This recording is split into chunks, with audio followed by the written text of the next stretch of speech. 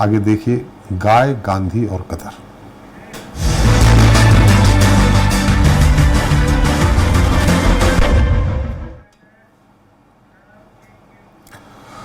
तो राजनीतिक जानकारों का मानना है कि राहुल गांधी को देश की सियासत में अप्रत्यक्ष रूप से गांधी सरनेम का फायदा मिलता है। दरअसल भारतीय राजनीति में निर्विवाद रूप से गांधी से बड़ा कोई नाम नहीं है। जानकार ये भी मानते हैं कि देश की सियासत में गांधी के नाम से कोई भी सिक्का चल सकता है। हालांकि महज एक इत्तेफाक है कि राहुल गांधी को गांधी सरनेम उनके पिता फिरोज गांधी से विरासत में मिला है। लेकिन इसका दूसरा पहलू ये भी है कि गांधी सरनेम राहुल के लिए सियासी घेराबंदी का सबब भी बन जाता है। इस बार भी ऐसा ही कुछ हुआ है। आज इस पर चर्चा करेंगे, उसके पहले देख लेते हैं एक रिपोर्ट। छत्तीसगढ़ की राजधानी रायपुर पहुंचे मध्य प्रदेश के कैबिनेट मंत्री कैलाश विजयवर्गीय ने अपने एक बयान से सियासत गर्मा दी है। कैलाश विजयवर्गीय ने राहुल गांधी की तुलना महात्मा गांधी से करते हुए तंज कसा है। उन्होंने कहा कि एक वो गांधी थे जो देश के गरीबों की व्यथा को समझते थे, एक ये गांधी हैं जो छुट्टी मनाने भी थाईलैंड जाते हैं। विजयवर्गीय यही नहीं रुके, उन्होंने आगे तंज किया कि एक वो गांधी थे जो गाय की सेवा करते थे और एक ये गांधी हैं जो बीफ खाते हैं। बकरी का दूध पीना चालू कर दिया वो गांधी, या ये गांधी जो छुट्टी मनाने के लिए थाईलैंड जाते हैं? कौन से गांधी की बात कर रहे हैं? आखिर गांधी का चरित्र भी तो हमें देखना होगा ना। वो गांधी जो गाय की पूजा करते थे और ये गांधी जो बीफ खाते हैं, कौन से गांधी की बात कर रहे हैं? दरअसल ये पहला मौका नहीं है जब राहुल गांधी के खान पान और रहन सहन को लेकर सियासी बयानबाजी की गई है। इससे पहले भी राहुल गांधी पर बीफ खाने का आरोप लगता रहा है, लेकिन बात सिर्फ बयानों तक ही सीमित रही है। इसे लेकर कोई पुख्ता सबूत कभी पेश नहीं किया जा सका है। खुद पर लगे बीफ खाने के आरोपों पर राहुल गांधी भी अक्सर खामोश रहते हैं, लेकिन कांग्रेस उनके बीफ खाने की खबरों का हमेशा खंडन करती रही है। इन सब के बीच एक बात तय है कि जब जब राहुल गांधी पर इस तरह के आरोप लगते हैं तब तब सियासत जरूर गर्मा जाती है। स्वराज एक्सप्रेस के लिए सोहेल खान की रिपोर्ट। तो आज का मुद्दा है गाय, गांधी और गदर। इस पर ज्यादा चर्चा के लिए मौजूद है शिवम शुक्ला जी हैं, बीजेपी प्रवक्ता हैं, सौरभ नाटी शर्मा जी हैं, कांग्रेस नेता हैं, जबलपुर से जुड़ गए हैं, आशीष दुबे पत्रकार हैं। सभी का स्वागत है हमारे बहुत खास कार्यक्रम में। सौरभ जी, आपसे पहला सवाल, मेरी आवाज आ रही है आपको? सौरभ जी, मेरी आवाज आ रही? जी आ रही।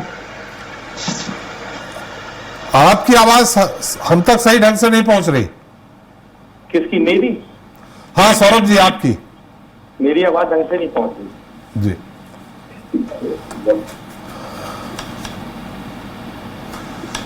चलिए, हाँ आ रही। सौरभ जी,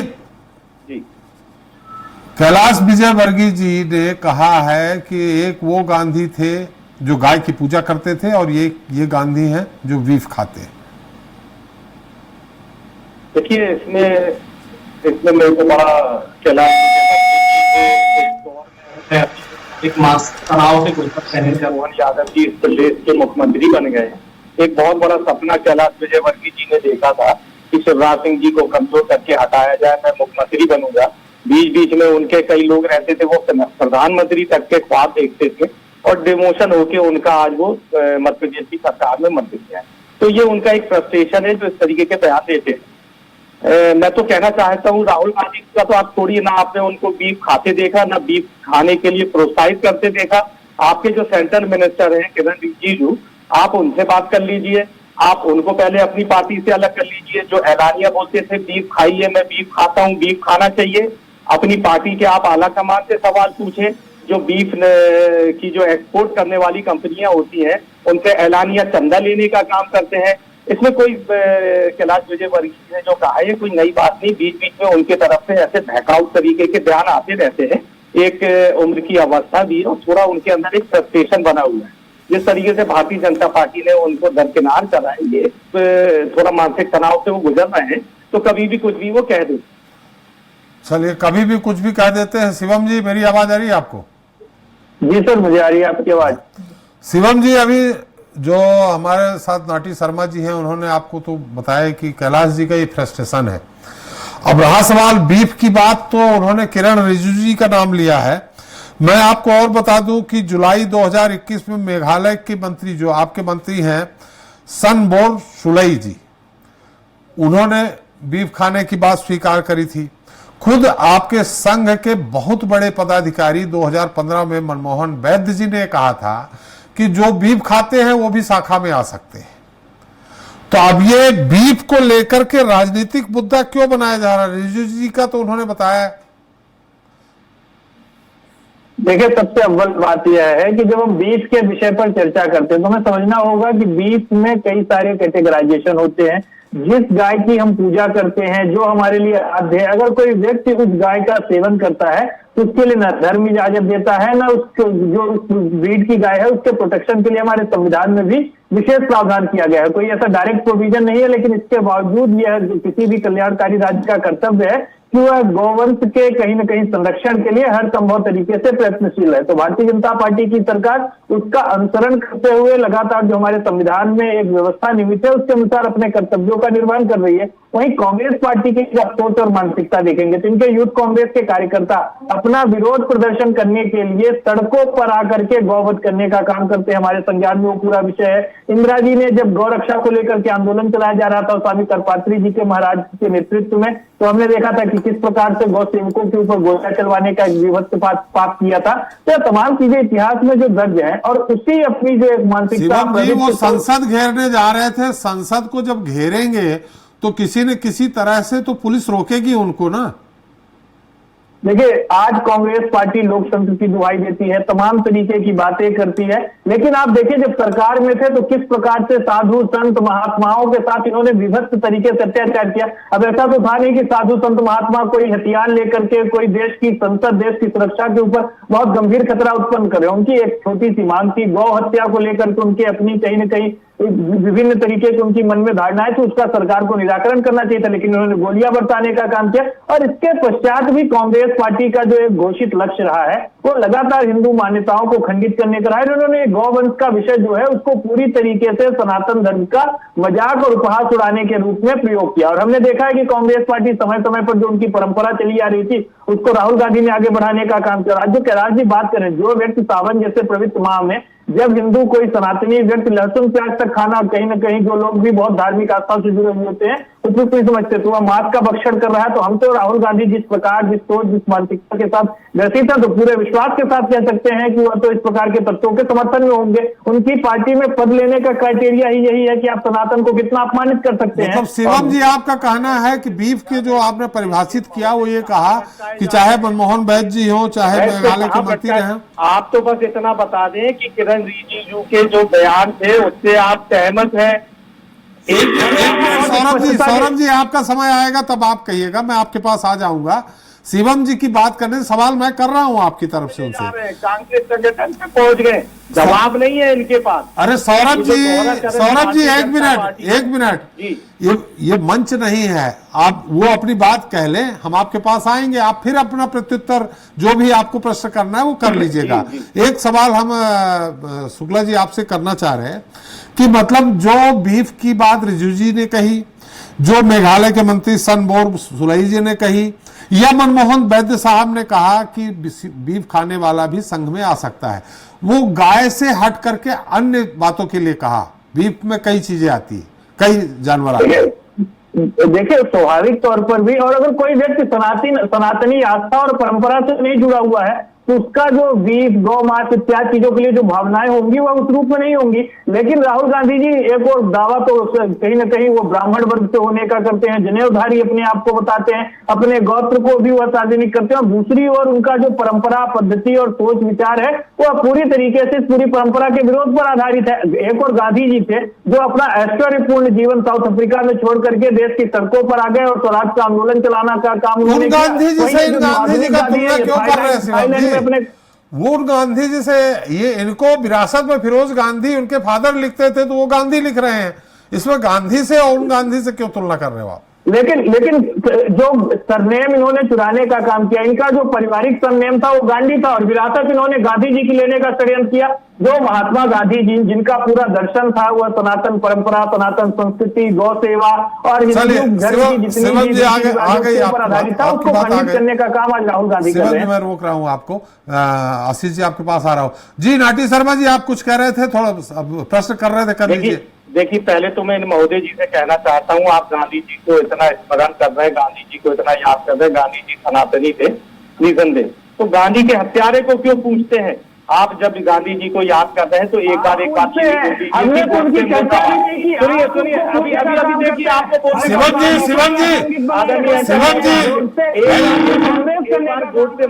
जी एक मिनट, आप उनको मैंने चुप कराया था, अब उनकी बात आ जाए, आप उत्तर दे दीजिएगा। आप जिस गांधी जी का स्मरण कर रहे हैं, आजाद हिंदुस्तान के सबसे पहले आतंकी नाथूराम गोडसे की मुर्दाबाद भी करते, थोड़ा आलोचना करते तो लगेगा कि वाकई में आपके दिल के अंदर गांधी जी है, पहला। दूसरा, ये आदरणीय जो है बीफ को कैटेगराइज कर रहे हैं कि बीफ की भी अलग अलग डेफिनेशन होती है। उनके मुंह से ये नहीं निकल पा रहा कि बीफ में हमको क्या खाना है क्या नहीं खाना है। काउ फैमिली में जो होते हैं, चाहे बफेलो, वो भी बीफ की कैटेगरी में आता है। आप सिर्फ अपने किरण रिजिजू के जो बयान है और जो माननीय ने जो दो नेताओं के नाम दिए, मैं नहीं जानता कौन है वो, आप उनके बयानों को डिफेंड कर रहे हैं। राहुल गांधी जी बीफ खाते हैं, ये किसने देख लिया, ये किसने बोल दिया? कैलाश विजयवर्गीय जी ने कभी उनके साथ डिनर टेबल शेयर करी होगी, हो सकता है, तो हो सकता है उनने भी बीफ खाया हो, तब उनको इस बात की जानकारी।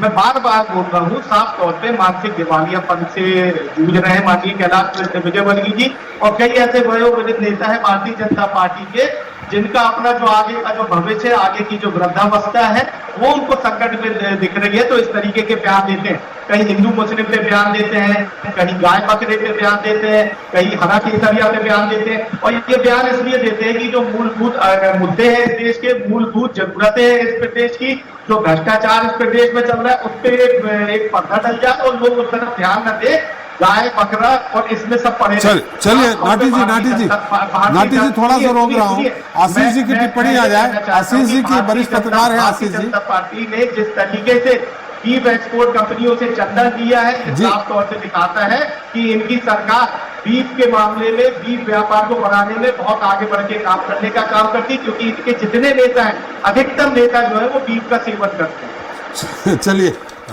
आशीष जी, इस तरह के बयान, वाकई में ऐसे बयान आ रहे हैं अलग अलग तरीके से जो जनहित से नहीं जुड़े हैं, व्यक्तिगत जा रहे हैं, और वो आज की राजनीति में वो मुद्दे बढ़ रहे हैं। नेशनल हेराल्ड मामला हो, बीफ मामला हो, ये बढ़ रहे हैं। जनहित से जुड़ा मुद्दा फिलहाल अभी नहीं आ रहा।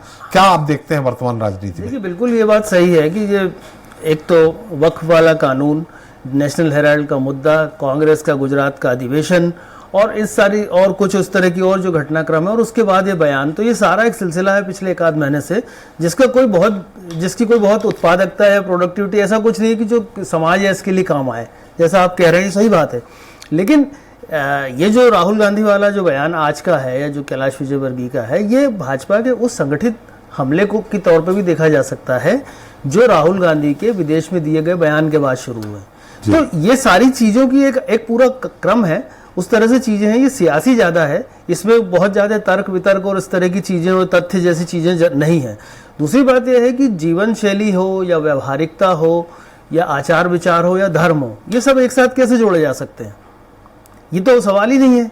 जैसे मान लीजिए बीफ का मामला है, तो बीफ के मामले से कौन इसके उससे बीजेपी के बहुत सारे नेता बीफ का सेवन करते हैं, बोल चुके हैं। कांग्रेस में अगर इस तरह के कोई नेता होंगे तो भी होंगे, तो उसका इन सब चीज़ों के रिलेशन से मेरे को इस तारतम्य समझ नहीं आता। धर्म अलग है, आदमी की खान पान की शैली अलग है, जीवन शैली, और उसके व्यक्तिगत आस्था अलग है। तो जो जिस तरह का पालन करता है वो कर रहा है। इन सब चीज़ों में बहुत ज़्यादा कोई, मुझे नहीं लग रहा है कि इससे कोई ये तात्कालिक चीज़ें हैं। लेकिन ये बात सही है कि इसके पीछे के सारा एक पॉलिटिकल घेराबंदी है जो एक दूसरे पर लगातार हो रही हैं, और ये सिर्फ उसका एक प्रयोग है जो इसमें किया गया है। और जहाँ तक गांधी की बात है, राहुल गांधी की बात है, गाय की बात है, ये सारी चीज़ें सनातन की चीज़ें हैं, ये सब एक साथ क्लब होती हुई दिखती नहीं है। लेकिन राहुल गांधी का जो मामला है, ये उसमें सही बात है कि राहुल गांधी की जो जीवन शैली है, कुछ चीज़ें हैं, ये लगातार भाजपा के निशाने पे पहले से रही हैं, ये बात सही है। इसमें इसकी बहुत ज़्यादा परवाह, सबसे बड़ी बात है कि उन्होंने भी नहीं करी कि अगर वो डैमेज होता है या नहीं होता है, लोग क्या सोचते हैं, इसकी बहुत ज़्यादा परवाह उन्होंने नहीं की। बहुत ज़्यादा चीज़ें, तो इसलिए ये ज़्यादा बार बार निशाने पे आती है। तो बेहतर अगर सार्वजनिक जीवन में कोई है तो उन चीज़ों से जितना वो परे रहेगा, या जैसी राजनीतिक परिस्थितियां हैं उसमें ज़्यादा बेहतर है। लेकिन फिर भी इन पूरे दौर में वो राजनीतिक ज़्यादा अच्छे हैं जो एकदम ओपन है और जो किसी तरह का अपने साथ आडंबर लेके नहीं चलते हैं, जिसमें कुछ नाम अभी आए हैं जो सार्वजनिक रूप से स्वीकार करते हैं कि वो क्या करते हैं। जी शिवम जी, नाटी शर्मा जी, आप शिवम जी के समय है। शिवम जी, आपने बहुत सारे आरोप लगा दिए हैं कि आपने यहां तक कह दिया है कि इनके ज्यादातर नेता बीफ खाते। शिवम जी, देखिए, सबसे महत्वपूर्ण चीज यह है कि कांग्रेस पार्टी की जो पूरी सोच और परंपरा है वह पाश्चात्य शैली से प्रभावित है और वेटिकन और मक्का के जो फरमान आते हैं उसके आधार पर इनका जो राजनीतिक संगठन वर्तमान परिदृश्य में कार्यरत है। और राहुल गांधी जी भी हम देखते हैं कि जो इस देश की एक देसी परंपरा और बाकी चीजें उसको छोड़ करके लगातार, एक और मैंने शुरू में ही बोला, गांधी जी अपना ऐश्वर्यपूर्ण जीवन त्याग करके भारत वापस आ गए थे। राहुल गांधी जी उसी ऐश्वर्य को प्राप्त करने के लिए अपने कार्यकर्ताओं को चुनावी मझधार में चुनाव की पराजय की जो एक पूरी विफलता और निराशा है उसके बीच में छोड़ करके विदेश पलायन कर जाते हैं। और राहुल गांधी जी वहां जाकर के क्या करते होंगे ये सबको मालूम है। और सबसे महत्वपूर्ण चीज यह है कि राहुल गांधी जी ने एक भी ऐसा अवसर नहीं छोड़ा जब उन्होंने सनातन धर्म को अपमानित करने का षड्यंत्र न रचा हो। उनके कार्यकर्ता सड़कों पे बीफ काटते हैं, गाय को काटते हैं और वह स्वयं सावन के महीने में मांस का भक्षण करते हैं। तो इस प्रकार की सोच और मानसिकता को और क्या कहा जा सकता है। राहुल गांधी जी जिस दल और जिस संस्कृति, जिस परंपरा को आज समर्थन कर रहे हैं उसको सनातन में डिम्बी और इत्यादि चीजें नजर आती है, तो स्वाभाविक तौर पर जो सनातन के साथ जुड़ाव है और जिस प्रकार से उन्होंने सनातन को खंडित और अपमानित करने वाले तत्वों को लगातार संरक्षित करने का काम अपनी पार्टी के भीतर भी किया है। हमने देखा कि दिग्विजय सिंह जैसे नेता जो कुंभ में स्नान करके आए, उनको उसको वापस आकर के आलोचना करनी पड़ी, क्योंकि कांग्रेस का जो आज संगठन और नेतृत्व है उसकी मंशा ऐसी है कि नेताओं को जो सनातन आस्था, सनातन संस्कृति और सनातन की एक जो पूरी सभ्यता है उसको अपमानित किए बिना पदों से पुरस्कृत नहीं किया जा सकता। और इसी कारण से आज कांग्रेस पार्टी जनमानस की एक व्यापक अवधारणा और भावना है उससे बहुत दूर जा चुकी है। और आपको नहीं लगता है कि आपकी पूरी भारतीय जनता पार्टी के विपक्ष के केंद्र बिंदु सिर्फ राहुल गांधी है? आपको नहीं लग रहा? देखिए, सबसे बड़े राजनीतिक संगठन अपोनेंट जो हमारा है उसके राहुल गांधी नेता है और देश की जो संसद है वहां पे भी सबसे निचले सदन में वो नेता प्रतिपक्ष का दायित्व का निर्वहन कर रहे हैं। तो स्वाभाविक तौर पर उनसे जो एक जनमानस की भावना के अनुरूप राजनीतिक व्यवहार की अपेक्षा की जाती है। राहुल गांधी लगातार उसमें भी विफल साबित हो रहे हैं। आप सोचिए, उनको देश की जनता ने सत्ता तो नहीं ही सौंपी, प्रतिपक्ष का उत्तरदायित्व जनता ने बहुत विश्वास के साथ दिया होगा। अन्य पार्टियां भी थी, लेकिन इसके बावजूद भी जनता का विश्वास कांग्रेस के साथ रहा। लेकिन कांग्रेस पार्टी इतना अति उत्साह में आ गई कि जो विपक्ष का उत्तरदायित्व मिला है उसका भी निर्वहन कर पाने में पूरी तरीके से अक्षम रही। और लगातार देख रहे हैं कि इनका जो एक षड्यंत्र और एजेंडा है पुष्टिकरण करने वाली शक्तियों के साथ खड़े नजर आते हैं। वक्फ बिल के विषय में देख लीजिए, अगर कोई व्यक्ति निजी आस्था को ऊपर रख करके इस प्रकार से नहीं सोचेगा, इस प्रकार से उसकी मानसिकता और सोच नहीं होगी, तो वक्फ जैसे एक सकारात्मक कदम का कोई कैसे विरोध कर सकता है। सीए का कानून देख लीजिए, उसमें राहुल गांधी और कांग्रेस पार्टी ने कैसा पूरा एक माहौल और स्वांग रचने का काम किया था। तो यह बहुत प्रकट तौर पर देखा जा सकता है कि राहुल गांधी जी और कांग्रेस का जो मूलतः चरित्र है वह पूरी तरीके से सनातन के विरोध का है और लगातार यही मानसिकता सतह पर हमको आती हुई नजर आती है। और राहुल गांधी जी के आचार व्यवहार से भी स्पष्ट है कि वह लगातार अपनी संस्कृति, अपनी सभ्यता में जो भी सनातन के जितने भी तत्व हैं उसके विरोध में ही खड़े हैं। चले, आपकी बात आ गई जी। नाटी साहब जी, देखिए, सबसे पहले तो मैं कहना चाहता हूँ कि हमको भारतीय जनता पार्टी या उनका कोई कार्यकर्ता जो है वो हमको सनातन का सर्टिफिकेट ना, ये सनातन के ठेकेदार है। अनेकों मौके पे ये देखा गया है। साफ तौर पे जिस तरीके से हमारे ये साथी बोल रहे थे कि हम पाश्चात्य संस्कृति से प्रेरित है, राहुल जी बाहर जाते हैं तो क्या खाते होंगे, तो ये हवा में कहीं तीर चलाना आप छोड़िए। हम तो ये बोलना चाहते हैं कि आप, अगर हम संविधान के प्रेमी नहीं है, आपने बोला हम संविधान के प्रेमी नहीं है, हम संविधान के प्रेमी है। हम हमारी पार्टी में हर जात धर्म की जो भागीदारी है उसको सुनिश्चित करते हैं। आप अगर उसके प्रेमी है, आपके पार्टी में माइनॉरिटी को स्थान क्यों नहीं मिलता है? आप संविधान को मानने वाले हैं, आप बता दीजिए कि संविधान में कहाँ लिखा है कि कोई व्यक्ति क्या नहीं खा सकता। और आप वाकई में संविधान प्रेमी है, इसलिए आपके जो नेता हैं वो स्वतंत्र रूप से बीफ का सेवन करते हैं। और जो हमको संविधान में आजादी मिली है अपनी नाटी जी, आप ये आरोप लगा रहे हैं कि खुलेआम बीफ का सेवन, किसको आप सेवन करते देख लिए? नहीं, आपके नेता सीधे बोल रहे हैं, हमने देखा नहीं है लेकिन बोला है। किरण रिजिजू ने बोला है, वो वैद्य जी ने बोला है। बीफ में केवल गाय नहीं आती, आपने ही कहा है। कोई ने देखा बीफ में केवल गाय नहीं आती, आपने ही कहा है। नहीं, किरण रिजिजू ने नहीं कहा है। किरण रिजिजू ने कहा कि बीफ का सेवन करता हूं, लेकिन उसमें हाँ, गाय भी आती है, अन्य जानवर भी आते हैं, आपने ही कहा है। क्या कहा है कि आप बीफ खाते हैं ना? हाँ, आपकी भारतीय जनता पार्टी के नेता खुले मंचों पर बोलते हैं। तो बीफ में और भी गाय केवल नहीं आती, भैंस भी आती है और भी आते हैं। वही तो मैं आपको बताया हूँ, मैं आपको वही बताया, सब काउ फैमिली के होते हैं। तो कांग्रेस के कौन से नेता को आपने गाय खाते हुए देख लिया? जी, आप तो ये जो हवाई चीज मैं बता रहा हूँ, ये जो भैंस जहाँ से शुरू हुई है, एक मानसिक दिवालियापन है, एक फ्रस्ट्रेशन है, जिस कारण से, और जो बेसिक इश्यूज है इस देश के, इस प्रदेश के, उस पर जब बात करते हैं तो कहीं गाय बकरी, जो मैं पहले बोल चुका हूँ, हिंदू मुसलमान पे आ जाते हैं, कहीं कहीं दूसरी अमुक जो हमारे धर्म संप्रदाय है उनसे विरोधाभास की स्थिति बना देते हैं। ये सब मुद्दे इस देश के नहीं है, जहां हम 150 करोड़ की आबादी होने जा रहे हैं। हर पेट को खाना चाहिए, हर हाथ को रोजगार चाहिए, हर महिला को सुरक्षा चाहिए, हर किसान को अगर उसकी फसल बर्बाद होती है मुआवजा चाहिए, एमएसपी की गारंटी चाहिए। इससे भारतीय जनता पार्टी की सरकार कुछ नहीं कहती।